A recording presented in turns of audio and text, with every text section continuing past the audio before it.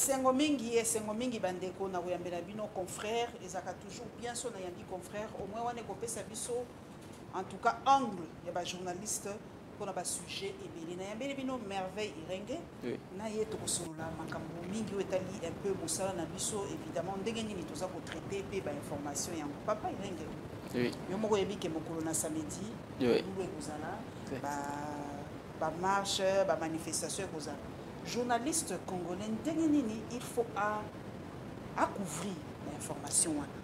Non mais le Liboso, d'abord merci pour l'espace. C'est très important, c'est un sujet vraiment où il faut tout le Bélango avec beaucoup de sérieux. Vous savez, on dit le journaliste n'a pas d'amis, le journaliste n'a pas d'ennemis. Normalement, journaliste, il faut à couvrir et le information.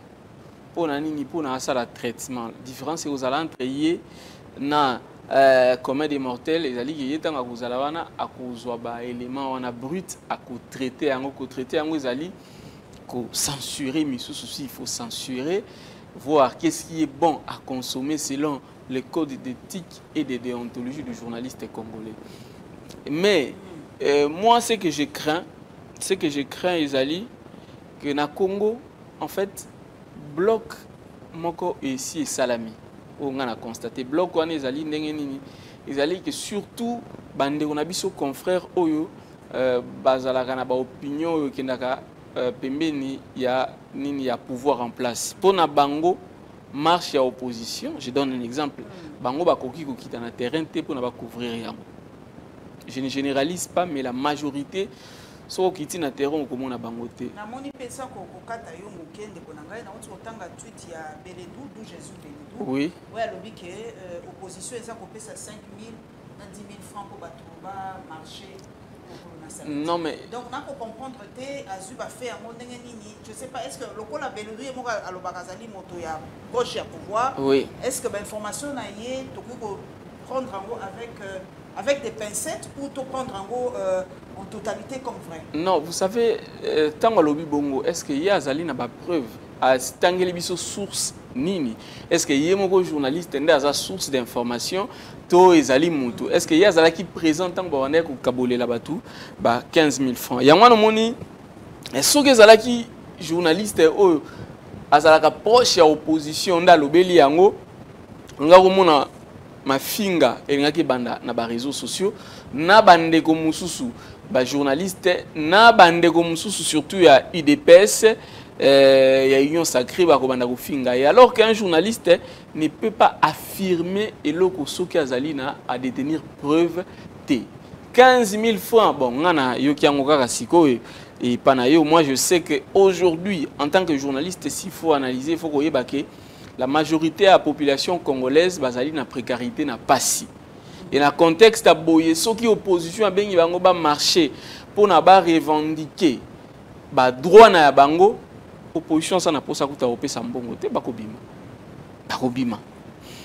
Par contre côté à majorité par exemple la Union Sacrée tout mon activité salamaka bat balobaka makama mbongo. Moi personnellement je n'avais pas publié ça. Mais 2-3 jours après il y a eu des témoignages.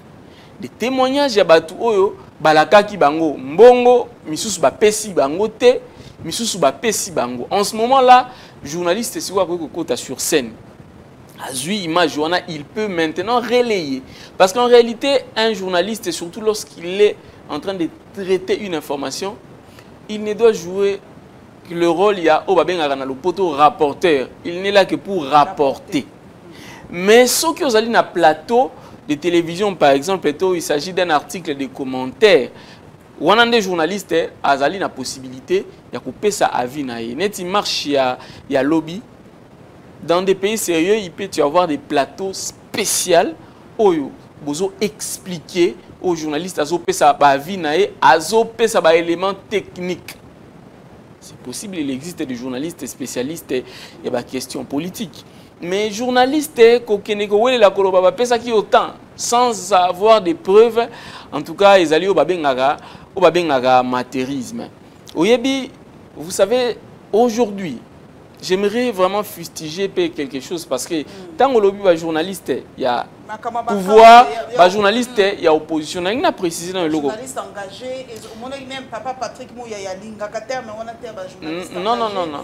Donc, tu as commis pensa quand, peu d'informations, tu as commis accepter que par inter. Quand personnellement, l'intervieweur qui est ministre de la communication, Patrick Mouya, je n'avais pas le droit de l'interviewer. Pourquoi? Vous imaginez? Et que le quoi d'interviewer, bon, donc na katisi, na commis na camp. Donc on ne comprend pas les cambouya ba quand oyo da ba journaliste et commis un peu. Mais bande qu'on a biso ba journaliste et tout, ba public au landa kabiso, même yé moko ministre de la communication Patrick Mouya, il faut aller bac.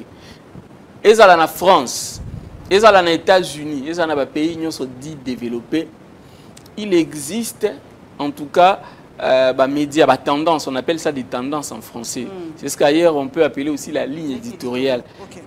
Et ça, les médias, il y a gauche, et ça, les médias à droite. Même les États-Unis, il n'est pas interdit à un journaliste d'être proche d'un camp politique. Ce n'est pas une faute professionnelle. Et dans le journalisme, il y a un type d'article, il y a un genre journalistique. Et ça, il y a un genre journalistique où sa journaliste autorisation te ya kozwa position mais ça pena ba genre journalistique mususu oyo journaliste a copie kopé sa position kopé sa avis na ye. On a ça kotanga mingi na Jeune Afrique, c'est que je pense il y a Béchir elle son nom est Chapé ça pour faire ça mokolo Jeune Afrique. Exactement. Ça na place moi ça c'est que je pense. Voilà.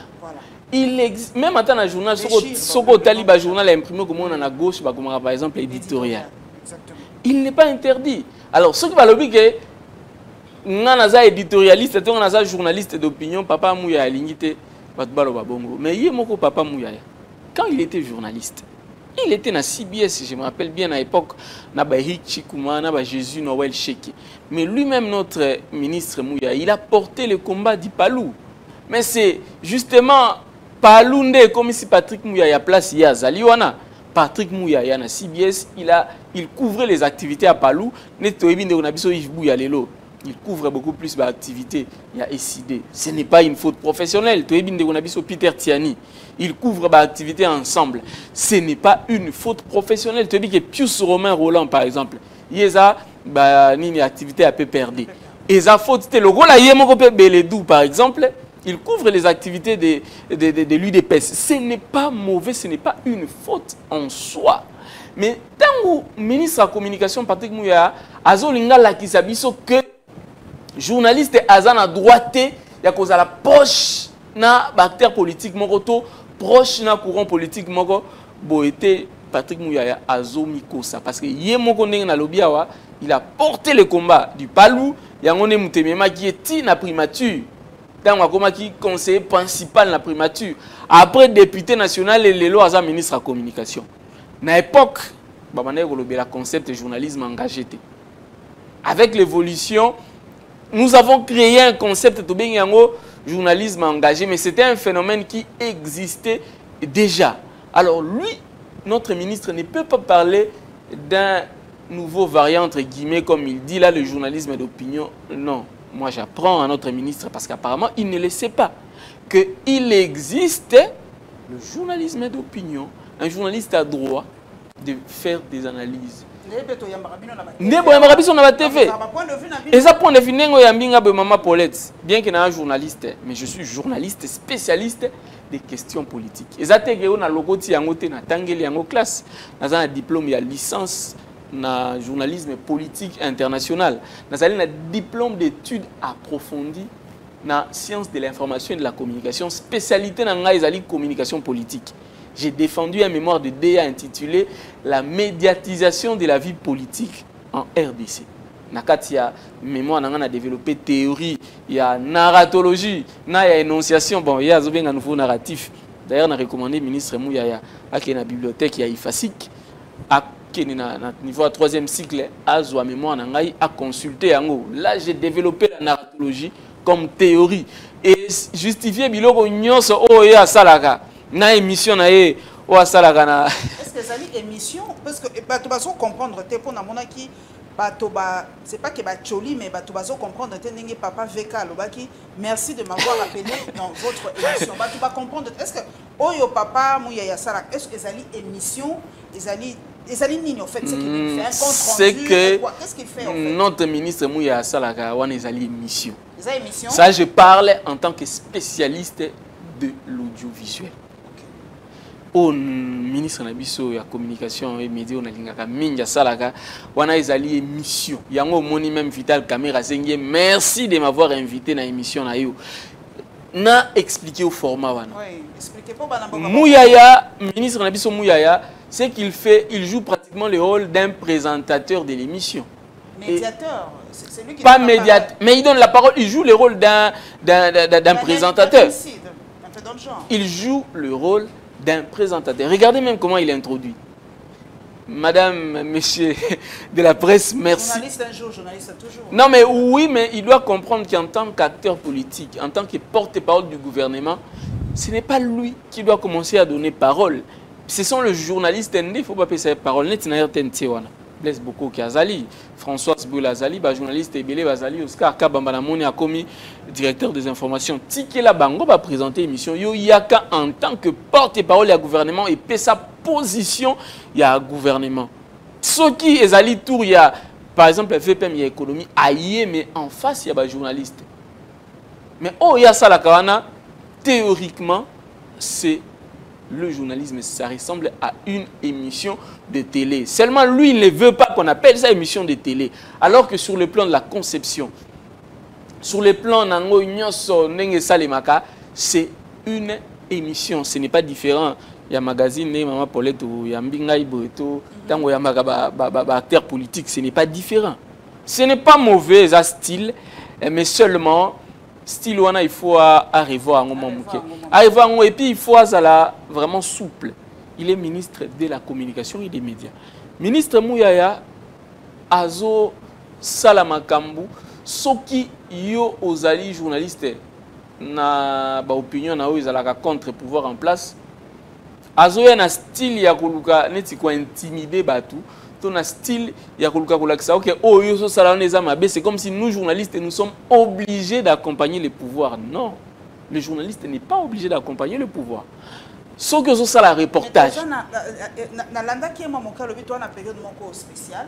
Balobi na Ukraine, bah ça me exemple Ukraine, donc dans la c'est quand balobi, bah mon journaliste de mon côté a critiqué le gouvernement il y a Ukraine, bah mon a rappelé bah ministre de Bango, bah critiqué le président il y a Ukraine. Donc comme l'Ukraine est en guerre, nous devons tous accompagner Nimbo. Le quoi biso fait dans la période mon il y a guerre, il y a agression, nous ne devons pas être contre le pouvoir, nous devons accompagner le pouvoir dans tout ce qu'il fait parce que nous devons sauver médiatiquement notre pays. Nous ne sommes pas contre le pouvoir, mais en tant que journaliste, nous avons décidé, chaque mouton a décidé sur angle azwa, na traitement et l'information. C'est ce qu'on appelle en journalisme la ligne éditoriale. C'est vrai qu'il y a un code, il y a des déontologies. Il est dit que dans un moment il y a guerre, nous ne pouvons pas relayer le message de l'ennemi. Mais au Congo, les informations à traiter Zakarate Magambo Est. Nous sommes en période électorale, n'est-ce pas? Préélectorale. Bon, pour toi, la guerre, tu critiquer sous Tshisekedi. Pour toi, la guerre, tu es obligé d'accompagner Félix Tshisekedi. Non. Quand il s'agit des questions à Est, patriotisme oblige, surtout les journalistes, pour qu'on soit ligne de conduite. Mais quand il s'agit des élections, quand il s'agit des infrastructures, quand il s'agit du problème de vendre net à Massangu Nabiso, si le gouvernement a mal fait, a mal agi, ce n'est pas l'obité que comme tout un moment de guerre, il faut qu'à tout les beaucoup. Non. Le public, en fait, apprend les choses à travers nous, les journalistes. Alors, ceux qui sont journalistes, tout ça complaisant, na collecte, traitement et diffusion d'informations, na biso tout pour rendre service à la population. Donc, je vais vous donner un exemple simple. Neti boulevard, ceux qui journalistes aillent traiter information. Sur base 4 journalistes, chaque journaliste a besoin angle selon ligne éditoriale la média. On a ça un exemple. Tant que réhabiliter boulevard, au moins un journaliste pro pouvoir barlobanini que voilà, c'est dit jamais vu. tout cas là jamais vous boulevard, il y a 4 bandes aller, 4 bandes retour. Il y a innovation, félicitations au gouvernement. Bah, à quoi aussi? À l'objet vérité. Dans l'histoire en Boga, tout cas là jamais vous boulevard, il y a 4 bandes aller, 4 bandes retour. Mais ce journaliste est Moussou Soupé, aïe, voilà, c'est focalisé sur coût où va débourser pour n'avoir réhabilité. Abimisi même Nzela, il y a style yaboye ailleurs. À comparer à la Tibino que Awa va détourner Mbongo. Il a vu angle, mais on s'en balé lobeli boulevard. C'est ça le journalisme. Parce que ouais lobeli pris wana bo sorte wana système lelo ba kolobanini que non voilà azali aîné et tout. Alors que ce n'est pas ça. Le journalisme c'est de l'art. Moni Congo maman Paulette problème na biso na Congo ezali nini ezali que mutu nyonso journalisme ya ki passoire métier na biso ya ki passoire. Nous sommes à côté d'un métier sans qu'on soit fondamentaux. Alors, tant que ils ne savent pas distinguer le journalisme avec le militantisme et tout le style politique. Est-ce que les journalistes engagés, Papa Merveille, est-ce que vous avez des militants? Non, ce ne sont pas des militants, mais je vous ai expliqué ici que le journalisme engagé, c'est tout simplement un concept que nous avons fait naître. Mais dans la pratique, le style là existe partout dans le monde. Même en France, même aux États-Unis. Tant que en France, na kombo mususu. Biso awa na contexte na biso congolais to bengi yango journalisme engagé. Ce n'est pas une faute professionnelle. Notre ministre Patrick Mouyaya se trompe. En tout cas en tant que ministre de la communication, akende na ba pays aux démocratiques, akende ça ta une semaine pour un mois à observer style na bango à comprendre. Ce journal en France, il y a gauche et commis. Canard enchaîné, ça qui sont moi. Canard enchaîné, ça faisait mal. Hein? Ça, je vous dis que Canard enchaîné, c'était vraiment. Un journaliste n'a pas d'amis. N'a pas d'ennemis. Le lot, quand on peut me lobby pas, Patrick Mouyaya Benginga Ibailenge, j'ai besoin de couvrir l'activité. Il y a le roi Bino, lui France, na Peter Tiani, Nandeko Flavien. Bon, qui est comme ça la Patrick Mouyaya une interview. Ma bénini, aux journalistes, le président de la République, Benga Félix Tshisekedi. Ok, yo salinaye. Tout président Abisso, ancien président Abisso a eu une commission de discipline, le ministre transport Kaboulo. Ako Benga Ngaya Bengi Maman Paulette pour sali émission naïe. Mais ça, ministre de la République, ça veut dire qu'il y a un côté, il y a pouvoir parce que on est bazo kamba biso. Papa Nangai, dossier Moussou ezali pe ça la moi passe ni kamba ba milice. Oui. En tout cas depuis nga na botami na koli na yeba ka ba milice te na komo yoka ka milice na tanga ki pe papa Augustin Kabuya po photo cité po ba zo mona na zeta ki toza ko inventer atangi ba kombo ya ba numéré. A cité batu. A cité penza ba nommément. Hein? Et le réseau ça la passe na yebité en fonction de quoi aza koloba. Par exemple, que tu peux sa confiance. Alobi que Fayoulou, c'est la honte de la République. Et qu'un Congolais consciencieux ne peut pas faire confiance à quelqu'un comme Moïse Katumbi. Et que Delis Sanga, c'est un ancien rebelle. Azali Moutou a confiance. D'abord, c'est Bemba est un ancien rebelle. Mende, Azalaka, ancien rebelle. Babo Sani Bangote. Écoutez. Et comment pour la matata pour la matata peut balobi bon matata azadine de confiance te na Bukanga Lonzo et boti université na Kindu et azadine de confiance te mais dossier à matata j'aimerais faire un petit commentaire par rapport à ça non ça la commentaire sur acteur politique on a nyo so moko moko to bandi na matata ponyo par exemple mais lorsqu'ils disent que matata ponyo a détourné l'argent de Bukanga Lonzo. Mais Bazali est intellectuel. Jusque-là, la justice n'a pas encore condamné Matata Ponyo. Donc Matata Ponyo est présumé innocent. C'est ça le roi na VPM économie vitale Cameroun na procès à 100 jours. À côté de prison, ce qui est sûr que Mbongo Mbongo Salinini et Bunga Tilelo tout cas qu'on récupère Mbongo té. Mais justice a déclaré qui est nini blanchi. Blanchi. Le Robenga Vital Cameroun Moïbi. Hier, on a Zakutuna, vice-premier ministre et économie. C'est la même chose avec Matata Ponyo. Et dans le dossier Matata Ponyo, là, qui ne sait pas que pendant le lancement du projet Bukanga Lonzo, il y a un contexte, na FCC, batu bazalaki ko la poste ya président de la République parce que Joseph Kabila azalaki sous na droit ya ko se présenter comme président. Bande ko la nini Dauphina nani ako remplacer nani Joseph Kabila.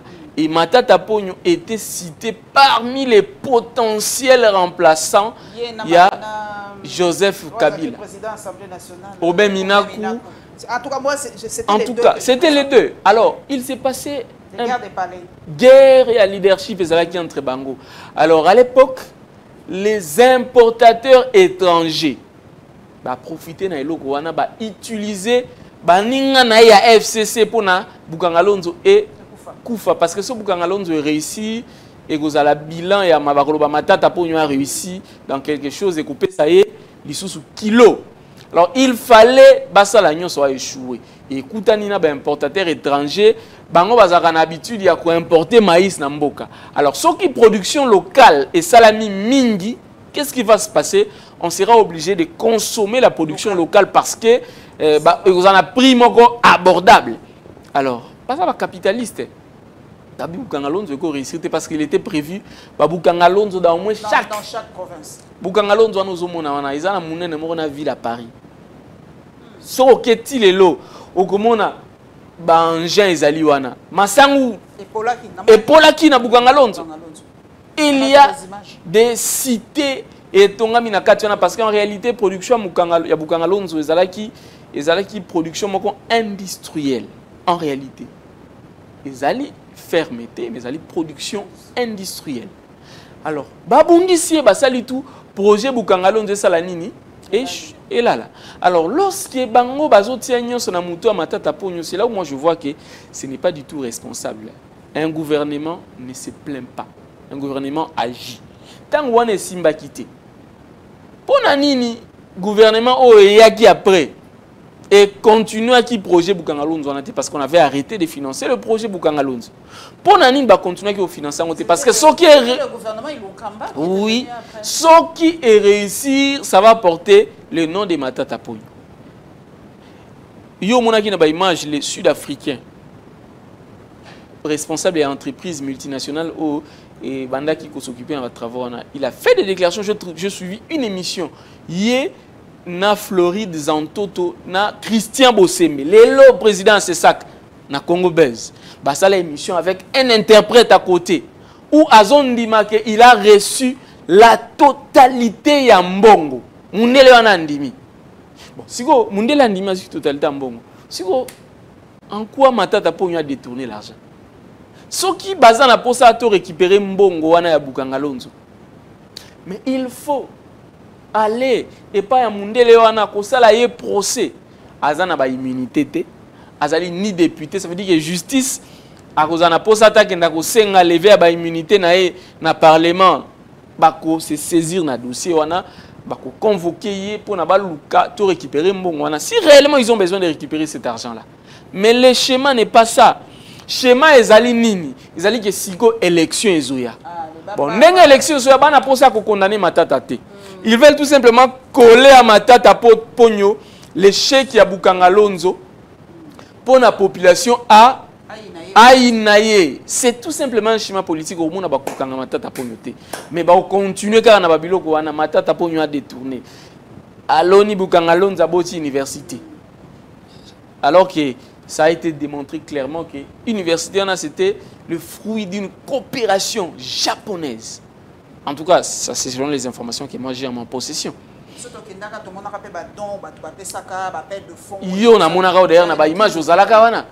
Donc ça veut dire que Ndekonabiso, secrétaire général de l'UDPS Kabouya, aluka eloko moko ya crédible. Akota tina ba futilité wana.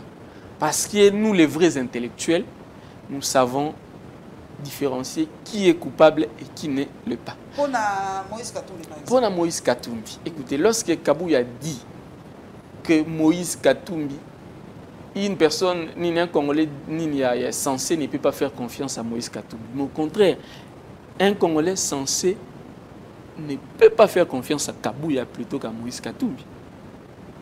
Moïse Katumbi, je me rappelle encore des paroles de Vital Kamerhe. Au Azana Bango la Union Sacrée. il a fait une déclaration au Katanga. Alobi, makambu o na moni awa na Katanga etikala ko sala mate. Il faut na zoba gouverneur nyonso ya mboka baya kolanda cours. Il y a leadership et pas ya Moïse Katumbi. À l'époque Moïse Katumbi azalaki mutu mabete. Mais lelo parce que Moïse Katumbi c'est parmi batu o bazotia Félix Tshisekedi président na biso pandi likolo. UDPS via secrétaire général naïe Augustin Kabouya bazo kende bakomi ko kende siko na ba attaque personnelle. Mais il est le premier ceux batu ba attaquer na okene na justice contre telle personne. Akomi ko lela. Matinée politique, bon, peut-être que ça la matinée politique, tout soirée politique, mais il y a pas qui matinée politique. Et vous allez voir que les discours UDPS presque n'y sont pas comme développé. Si on est communicateur na bango, leki na TV, c'est le même discours. Et malheureusement, UDPS a un problème, azali vraiment na ba cadre communicateur ya malamuté. Tozonyo comme abiso batwara na ba émission.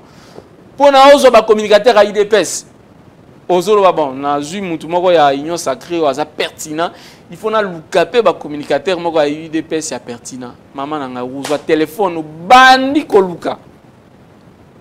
O benga o invité no bi celui-là, il est trop terre à terre. Cherchez-moi quelqu'un de pertinent. Bazate, bazamuke ya kotanga.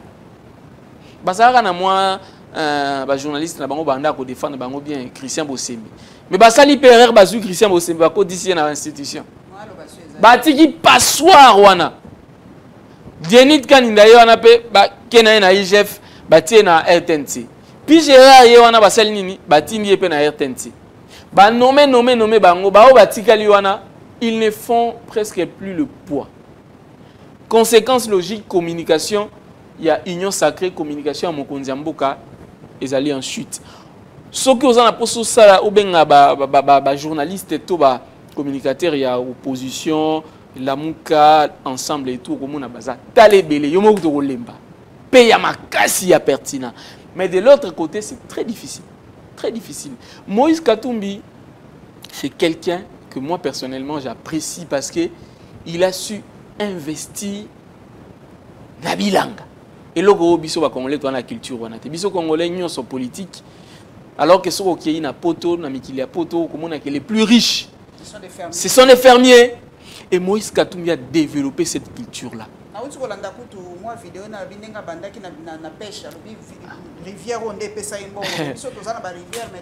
Moïse Katumbi a investi. Moïse Katumbi so na Katanga Kashobo.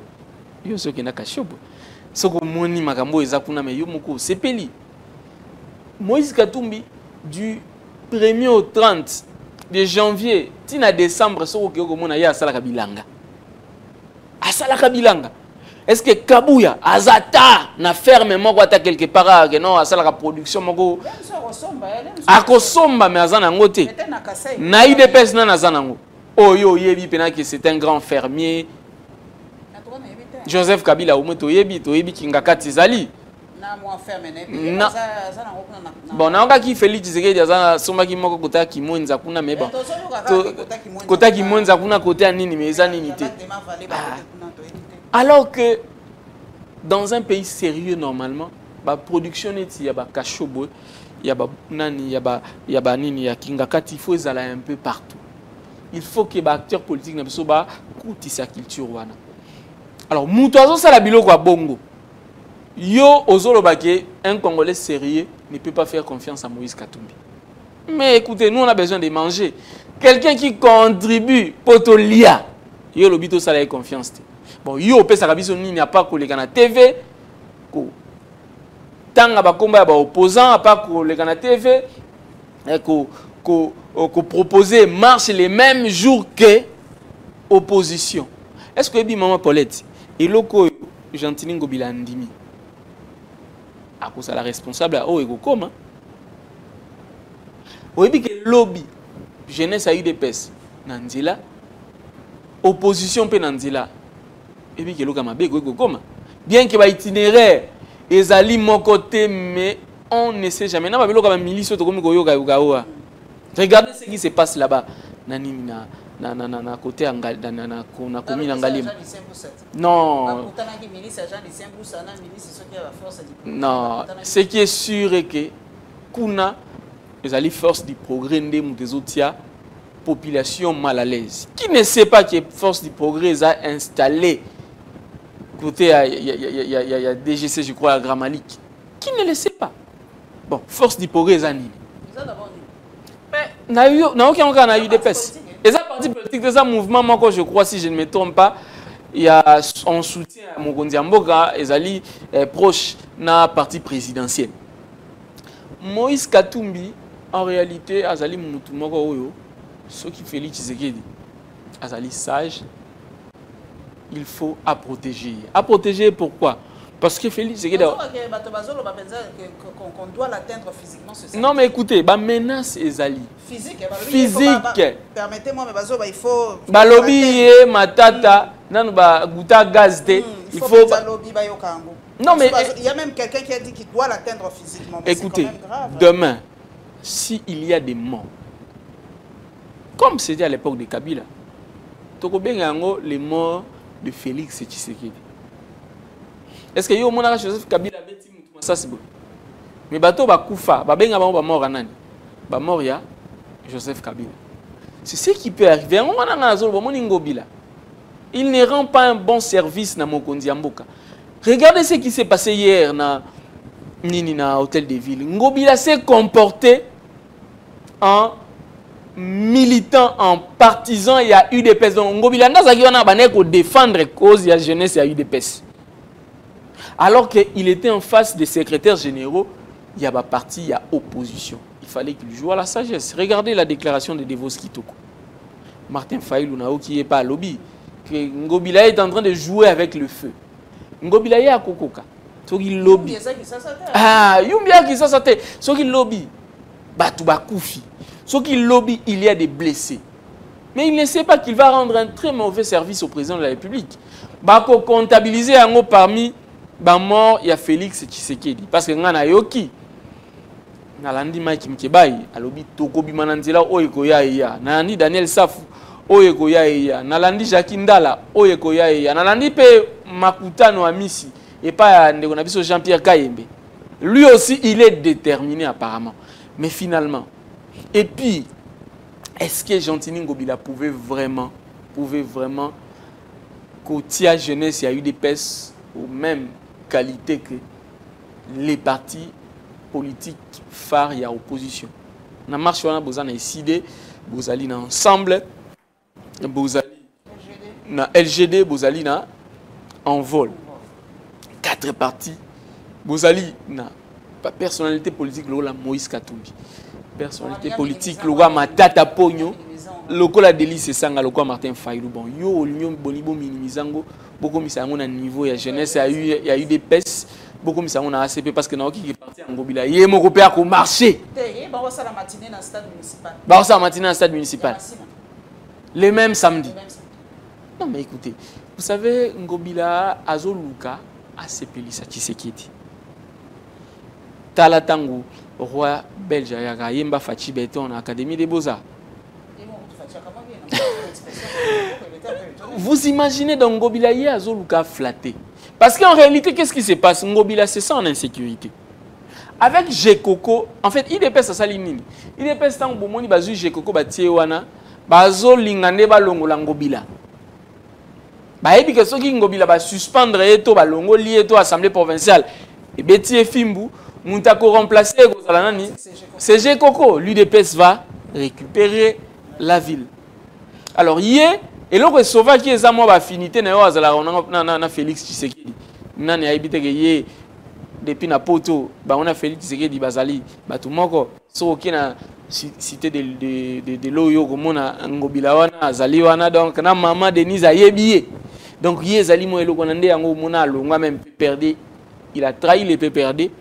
Accueilli à Sali parti parce qu'il se disait qu'au côté on a eu des pèses et qu'on sonnait peut-être bientôt aux yeux de l'opinion. Mais en réalité, tout ce qui arrive, c'est Ngobila. Ngobila risque de rendre un mauvais service à Tshisekedi. Ngobila c'est comme si Makila et Landagaï. Tana Yumbi. partout où il passe, il y a toujours des problèmes au cas où Batoubakou Faki. Et demain, samedi, s'il était sage, il pouvait éviter tout ça. Pour l'anime, jeunesse à UDP, c'est soit qui le 18, c'était jour opposition à Boyaki. Parce qu'il y a proposé l'opposition jeudi. Donc, il y a bateau pour gagner temps après tout pour n'a pas délice ça Alobi Azaki ancien rebelle, mais écoutez, est-ce que tu peux vraiment comparer Augustin Kabouya, mettons d'abord intellectuellement, Augustin Kabouya na Délice Sanga. Délice Sanga en Assemblée nationale. La loi est belle, ça porte le nom de Délice Sanga. Délice Sanga, c'est la crème. D'ailleurs, en Assemblée nationale, apparemment, il est cité parmi les députés absentéistes, soit invalidé, soit au salaire. Mais écoutez, Délice Sanga, ce que Hollande va plénière à l'Assemblée nationale, tu verras qu'il est régulier, il intervient régulièrement. Mais comment on peut les citer parmi les députés absentéistes? Il y a opposition de toutes les façons. Délice Sanga, Claudel Lubaya, Janine Mabunda, Louise Munga. Donc, quand il y a député, il y a opposition. Alors, est-ce que vraiment, Okoiko, Zoa, Kabouya, Otié, Likola, Délice Sanga? Est-ce que vraiment? Est-ce que Délice Sanga est le seul rebelle dans ce pays? Même a été rebelle. Je crois que même à Moïse Bango nyonso bazali ebele. Amboussa Nyamouissi. Ils sont nombreux. On n'en fait pas un problème. Si ceux qui a lobby qui va ça la confiance de Délice Sanga, donc Bako ça a confiance na Bembate. Bako ça a confiance na Mboussa Nyamouissi. Parce que ça bateau basima minduki. Soyons sérieux. Avant, il y a qu'au pointer mon tout du doigt. Il faut yomogo au mitala très bien. Augustin Kabouya et Délice Sanga, c'est le jour et la nuit. Intellectuel. A fait quoi comme étude? Vous avez une idée? Nazana idée en tout cas basunga biso bande na biso soit il y a eu des pes nayoka te nayoka ISC je crois.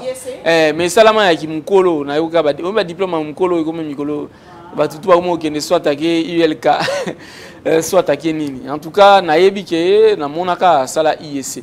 Mais intellectuellement parlant, Augustin Kabouya, ce n'est pas vraiment une machine intellectuelle. Mais Délice Sanga, c'est une machine intellectuelle. Alors, un minimum de respect. Ce qu'on dit Matata Pogno. Matata Pogno, c'est un docteur, un professeur d'université. Au-delà d'être professeur d'université, mais Tala Matata, na conférence sur la salle sur leadership. Vous sentez que c'est quelqu'un qui maîtrise son domaine. Vous ne pouvez pas comparer Augustin Matata Pogno na Augustin Kabouya. Ce qui est Martin Fayulu, n'en parlons même pas. L'expérience que Martin Fayulu a au niveau international avant Zonga au travail dans Mbokanaï. Mais vous ne pouvez pas comparer ces gens-là. Alors lorsqu'il dit qu'un tout Congolais sérieux ne peut pas faire confiance à Katumbi, à Fayulu et autres, moi j'ai dit maintenant autrement, un Congolais sérieux ne peut pas faire confiance à Augustin Kabouya. Ne peut pas faire confiance à Augustin Kabouya. Ne peut pas. Ne peut pas. Si on ne peut pas faire confiance à Katumbi, à Fayulu, à Sesanga, donc ne peut pas non plus faire confiance à Augustin Kabouya. Mais on ne sent pas ou on n'entend pas Mouzito. Où est-il? Ce qui est sûr que Mouzito s'est désolidarisé d'abord Martin Fayulu. Mouzito n'est pas, en tout cas, partant pour la marche. Ah oui, Mouzito n'est pas partant pour la marche.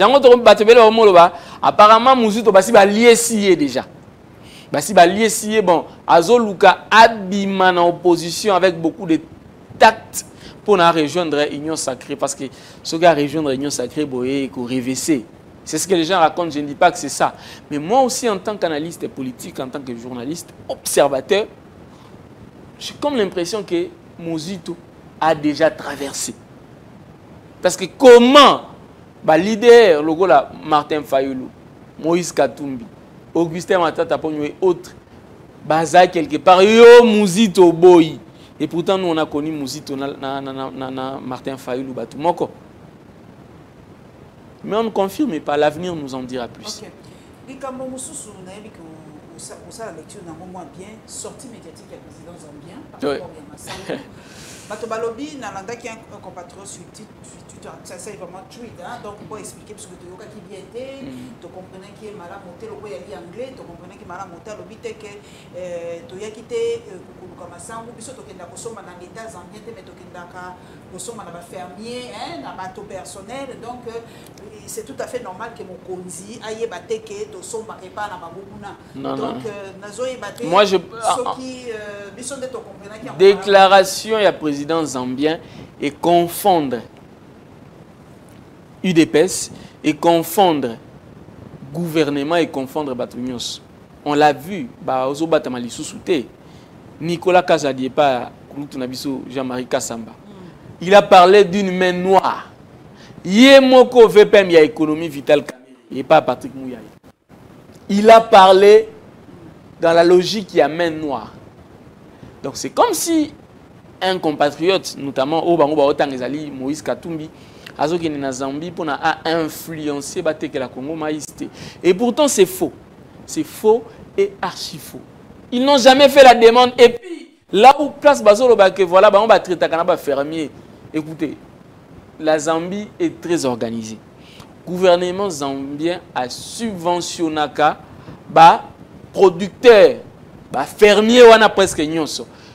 Ce qui a financé Bango a contrôlé Yango. Donc, yo ko quitté mbongo le gouvernement bimisi pour financer yo zwa production na o ouais là qui côté Gango étranger. Yango no monaki balobaki que il a existé une décision du gouvernement zambien où epekisaki na ba producteurs locaux nyonso ba exporter maïs na bango parce que le gouvernement zambien a subventionné ki bango dile alaki qui va subventionner bino bote ke lango bato mboka pona ku ezala muke. Alors ba misusu ba nego linga peut-être ba luka ba zo ba yote kango na Congo na prix élevé pona ba gagner. Alors Moïse Katumbi vient faire quoi dans ça? Si notre gouvernement était responsable, il fallait ba subventionner ba fermier des Renault au toit bango na Congo alors la Moïse Katumbi yemoko. Ce n'est pas parce qu'il est de l'opposition, puisque c'est un fermier, le gouvernement doit subventionner. Joseph Kabila na Kingakati, pourquoi est-ce que va subventionner Kaiti? Na maman Olive Lembe, ça la rani on est bien. Na moni même si go maman Amida Chatur pas côté na marché on a à Bilanga. Mais il faut les financer comme ça. Bukanga Lonzo, pourquoi ne pas relancer Bukanga Lonzo? Au lieu de s'acharner sur les sorts des Matata Ponyo. Pourquoi relancer Bukanga Lonzo? Parce que Jean Ezali, site Ezali wana. C'est tout simplement de la mauvaise foi. Et ce gouvernement, en fait, pour chuter, j'ai constaté que ce régime, Ezali régime, Oyo, Bazali Karakolela sur Joseph Kabila Leka. Apparemment, Joseph Kabila, Azali modèle. Il y a un gouvernement, il y a un président Félix Tshisekedi. Parce que tout ce qu'ils font, c'est référé à Joseph Kabila Salaki. Joseph Kabila, en 18 ans, il a fait ça. Voulez-vous que Bisson a 4 ans tout ça là, un gouvernement ne se plaint pas, un gouvernement agit. Merci merveille, Rengue, merci beaucoup en tout cas. Boyo qui sur angle et journaliste, journaliste a réfléchi sans passion, sans nini, pour suivre vraiment nini porte en tout cas il y a la Lyon TV est vraiment ouverte à repérer sa analyse. Tous allez maman Paulette. C'est vrai que tu as le dossier STT mais les gens qui nous focaliser dans ma il y a marche pour le cas samedi. Naïbi que vraiment Est toza de tout cœur avec vous parce que vraiment la Est situation il y a calé ils ont toujours cas dramatique. Oui. Bana bateau bazo que ne kuna ba ko senga penza na gouvernement bati de bango ta ba bâche ba biloko ko lia parce que c'est vraiment très triste parce que bato bakufi ebele bato bakungi ebele awa pe na kwa mutu en tout cas gouvernement et ça la nyonso ba stopper na ce qui se passe na kwango parce qu'on n'y comprend rien. Tozo battre vraiment ce qui se passe, ba front est commis ebele et on n'y comprend absolument rien. Donc ça na biso côté na Congo na biso to na biso kimia. To kokutana na bino lundi tango marche pour le kama kapuno se pour le lundi ne to ya ko sala bino rapport et ce qui s'est passé ce week-end.